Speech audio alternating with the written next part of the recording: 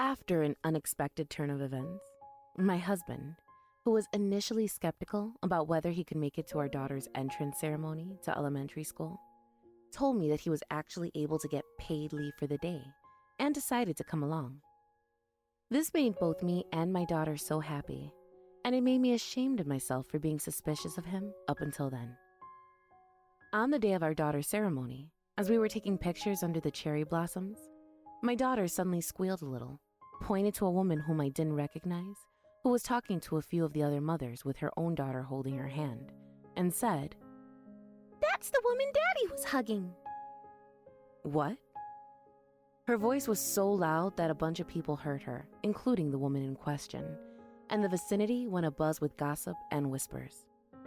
I tried my best to get my daughter to be quiet, but she couldn't give less of a damn, and just kept talking. "Because yesterday, too." I looked at my husband's face, astonished by what she continued to say, and when I looked toward the woman she was referring to, a chilling possibility occurred to me. This is the story of how something horrible took place on a day that should have been one of celebration, and how those responsible for the situation were punished accordingly. My name is Raina. I'm 35 years old. I used to be a housewife, and I had been married to my husband Ralph for 10 years. When I was in my 20s, I was a career woman on the road to becoming very successful. I found my old job very rewarding, and I wanted to keep doing it. Not only that, I was very good at my job, and with my performance getting better every passing month, superior officers in my department offered me better jobs, which I was very grateful for. Had I continued on this path, I may have gone to become of extremely high status in the company. But something happened, and I retired 7 years before. The reason was because my daughter Lindsay was born. I had considered returning to work when she started kindergarten, but raising a child was more physically demanding than I had imagined. And on top of that, Ralph was not supportive whatsoever in raising our daughter. These things put together left me with no other choice but to give up on the idea of returning to work. As of 3 months ago, I was leading a fast-paced life full of things to do as a full-time housewife. I mentioned that Ralph was pretty uncooperative regarding raising his daughter, but unfortunately, this attitude of his was not limited to childcare. It instead extended on to other aspects of his life at home. He did not do any of the housework, and he never did, even before our daughter was born. Taking out the trash was perhaps his only consistent domestic chore, but even that he did on his way to work, so calling that a chore would be the equivalent of calling 2 pieces of bread with nothing between them a sandwich. In this way, I was almost a one-person operation in terms of housework and childcare. But I'm so sure many of you know firsthand that children grow up quite literally in the blink of an eye. My case was no exception, and before I knew it, Lindsay had already graduated from kindergarten. Starting this spring, she would finally be an elementary school student. More recently, she'd been a bit of a precocious child. "Mommy, look at this! Grandma bought this school bag. Looks really nice, huh?" She still had a full month before she started elementary school, but she was already packing her brand new school bag with her new notebooks and pencils, pretending to be an elementary school girl.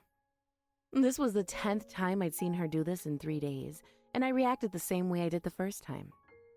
"It looks so good. It suits you so well, sweetheart. You're a big girl now, aren't you?" "Hey, when do I go to school?" "Next month. Soon you'll get to wear that school bag." "Yay!" As the days came and went, the day my daughter would quit only pretending to be an elementary school student and become a real one was getting so close that I could visibly confirm Lindsay and I could hardly sit still anymore. One day, I called out to Ralph when he came home from work. "Did you get paid leave for Lindsay's school entrance ceremony?" I had been asking him to come with me to see her on her big special day. I was hoping he'd respond with enthusiastic affirmation, but instead, my husband looked at me curtly and replied, "Oh, it's next week, isn't it?" "I don't know, honey. It might be difficult." "It might be difficult? Don't tell me you haven't talked to your boss about it yet. I've been asking you for such a long time." I know how difficult something in particular can be without having to ask my boss about it, you know? A single look at his face is more than enough to tell me that it's not possible. I let out a small sigh. I was angry at his lack of interest in our daughter's life, as well as his lack of action. My request and pleas to talk to his boss about getting paid leave for a single day for his family notwithstanding. He hadn't done shit to make it happen. When in the world did he become this indifferent? Wait a second, I remember when Lindsay was in kindergarten. Something clicked in my mind, something important, and I confronted Ralph. You came to her ceremony when she joined kindergarten, remember? He replied in a tedious manner. Yeah, I guess I did. But things at work are different now. You remember me telling you about a bunch of changes in policy because of the recent shift in managerial staff, right? And then he went to the bathroom to take a bath, leaving the conversation up in the air in this manner. I looked at my daughter's sleeping face and genuinely began to wonder if all the fathers in the world were like this. In men's eyes, was work more important than their children's accomplishments? Did they always feign disinterest in their family's life together because otherwise they wouldn't be successful in their professional life? But then, I thought about it more rationally, and I remembered that it is mostly thanks to Ralph's hard work that I was able to be a full-time housewife and dedicate all of my energy to keeping the house a good place to live and to raising Lindsay. Now that I wasn't making any money on my own, it would definitely be a nuisance for my husband to hear me complain about such things. With these things in mind, I decided not to pressure him with the matter of the entrance ceremony any further. Besides, how could I have ever imagined that something completely unexpected and scandalous would occur on Lindsay's special day? It was 3 days later that I sensed something was a little off. Ralph spoke to me. I think I can get paid leave on the day of Lindsay's entrance ceremony after all. What? Really? I frankly felt more disbelief than joy at this sudden change of heart of his. What exactly had happened in the last 3 days that convinced him he ought to make an effort for once and be there for his daughter on her special day? But for me, and for Lindsay, this was nothing short of the happiest news we'd heard in a very long while. So soon thereafter, at that time, I had somehow forgotten my suspicious disbelief. The day before the entrance ceremony, we were going to have a celebratory dinner at the Bowen residence, where my parents-in-law live. Ralph would join us after work. Since it was a bit of a distance to Grandma and Grandpa Bowen, we had to leave an hour before the time the celebration was going to start. I made sure the clock struck 5 and started to get ready. Lindsay, darling, we have to get ready. We ought to be out by 6. Can I bring my school bag, Mommy? I don't think you'll be needing a school bag tonight, honey. It might still be cold at night, though, so maybe get your favorite jacket. Okay. As I was having this conversation with my daughter, my phone vibrated in my pocket. Oh, I just got a message from Grandma, honey. What's it say? When I checked the contents, it was an unfortunate announcement. Oh my, honey, it looks like Grandma's having a bit of a coughing fit. Oh no, is she okay? She's a very healthy grandma. I think she'll be fine. But she said we should cancel tonight to avoid passing it on to you. You don't want to be sick and stay home on your big day, right? My daughter's shoulders slumped. Of course, she was disappointed. She absolutely adored her Grandma Bowen, and she must have been looking forward to celebrating with her grandparents for quite some time now. I said to her, I'm sorry, honey, but you're going to be in elementary school starting tomorrow, right? I think we should show her that we're big girls now and that we can maybe wait a little bit more until she gets better. Don't you think so? Then my daughter's eyes lit up at the words, You're going to be in elementary school. And she proudly replied, Yeah, I can do it. You can do it, Lindsay. I'm a big girl now. That's great, Lindsay. I was relieved to see her smile, but at the same time, I realized something. Oh, shoot. Looks like I have to prepare dinner. There's no food in the fridge at all. As I said this, my daughter asked me, Mommy, do you have to go shopping? Yes, I am, sweetie. Then I'll stay here. I'll protect the house from evildoers. Stay at home? Alone? I can do it, Mommy. I'll be in school soon, and I think I should try to be a really big girl. I hesitated for a moment, for the obvious that Lindsay had never been left alone at home before. But it was the perfect time for her to make her debut as a girl old enough and mature enough to take care of herself for a short time by staying at home. And it was the day before the entrance ceremony for elementary school students. I was sure she was feeling a kind of pride right around then, and I thought she needed this confidence boost to kickstart a great first day at school. Besides, the supermarket was a 5-minute walk from here, so if I did my shopping in a hurry, I should be back within half an hour. With that in mind, I replied, "Okay, honey, you win. Behave, okay? And don't open the door even if someone knocks on it." "Yes, Mommy. I promise I'll do the bestest job." And I left her home alone and headed for the supermarket. I'm home. "Mommy, you're home. That was some fast shopping." There weren't many people at the shop today, and it's also pretty late. Want to help me make one of your favorite dinners? "Hamburgers?" I beamed hugely as Lindsay squealed in delight as she pounced on the grocery bags. Ralph was home when I came home from the supermarket, and he emerged from the bathroom as I was putting away some of the groceries. "Oh, you're home early today." Yeah, we were supposed to have dinner at my mom's today, so I left early. "But it got canceled." Yeah, Lindsay told me. Too bad. Well, I guess there's always next time. "Yeah, I guess."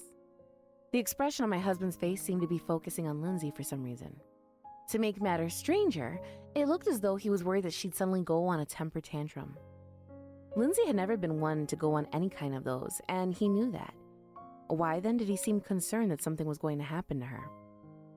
I felt a little uncomfortable, but the night went by without any problems. We had some delicious teriyaki burgers for dinner, with some orange juice to wash it down, and some chocolate ice cream for dessert. It was supposed to be something similar over at the Bowens, and everything seemed amazing as far as Lindsay was concerned. The next day, Lindsay donned a cute little dark purple skirt with white leggings, a lavender-colored shirt that had the words "Just Livin' the Dream" in squiggly letters, white sneakers, and her favorite brand-new school bag. We'd arranged to meet Grandma Bowen at her new school, and we were both delighted to find her back at her usual energetic self, thanks to the fact that she took it easy and got lots of rest yesterday. "Oh my goodness, Lindsay, you look so amazing. I'm sorry about yesterday, dear." I smiled as Lindsay blushed a little, and then she asked, "Grandma, are you feeling okay?" "Oh, yes, sweetie. I've done everything to get rid of all those evildoers in my body to come see you on your first day at school. I gave them all a good old tickle, and they all ran away." Mrs. Bowen started tickling her granddaughter as she said those last few words, and Lindsay squealed in laughter. After the ceremony, we took a commemorative photo in the schoolyard where the cherry blossoms were in full bloom. And that's when it happened. Lindsay suddenly squealed a little, pointed to a woman whom I didn't recognize, who was talking to a few of the other mothers with her own daughter holding her hand, and said, "That's the woman Daddy was hugging." "What?" Her voice was so loud that it caused a commotion, and the vicinity went abuzz with gossip and whispers. I tried my best to get my daughter to be quiet, but she couldn't give less of a damn and just kept talking. "Because yesterday, when you were shopping, Mommy, she came over. They were giggling together, and I think they're very good friends. Aren't you, Daddy?" I looked at Ralph's face. It appeared to be completely frozen in space and time, featureless, colorless, and devoid of all conceivable human emotion. And then his eyes started swimming as he mumbled, You didn't notice, did you, Lindsay? I thought there was no way because I sent her home right away. When I noticed... I did not miss what he said. "What the hell is going on here? Care to explain?" I tried to control the fury in my tone, but he wouldn't talk. No, you misunderstood. The stares around us were painfully piercing. I knew I shouldn't talk about this any longer, at least not where we were, out in public. So I said to my mother-in-law, who had her brow wrinkled, "Excuse me, Mrs. Bowen, would you mind looking after Lindsay for a moment?" "Of course." Despite the pain she was evidently going through, Miss Bowen forced a smile. The look on her face, alongside Lindsay's, made me want to cry. Biting my lip and fighting back tears with all the willpower I had at my disposal, I grabbed my husband's arm and started marching towards the other side of the cherry trees. Where are you taking me? Stop! Then I called out to the woman who was talking to the other mothers, who seemed to be feigning ignorance as to what was happening. "Excuse me, ma'am?" The woman saw Ralph's panic and my anger, and she instantly understood completely what was going on, and she bid good day to the others, pulled her daughter's hand, and tried to leave the scene. "Hey, I'm talking to you, ma'am. Hold it right there." I called to the woman, who immediately stopped at the sound of my voice. I asked the back of her head in a quiet, low voice, "May I have a word with you?" The woman seemed to have given up running and left her child with one of the mothers whom she had just been talking to. Then I took her and Ralph near the warehouse, where there were no people around to hear us, and my arms crossed and my gaze malicious. I waited for them to open their mouths. After the mounting pressure from my deadly silence, they started to reluctantly spill everything that was going on. It turned out that the woman, whose full name was Patricia Coyle, lived in the same apartment building as we did. Mr. Bowen and I initially met in the elevator when we were taking out the trash at the same time.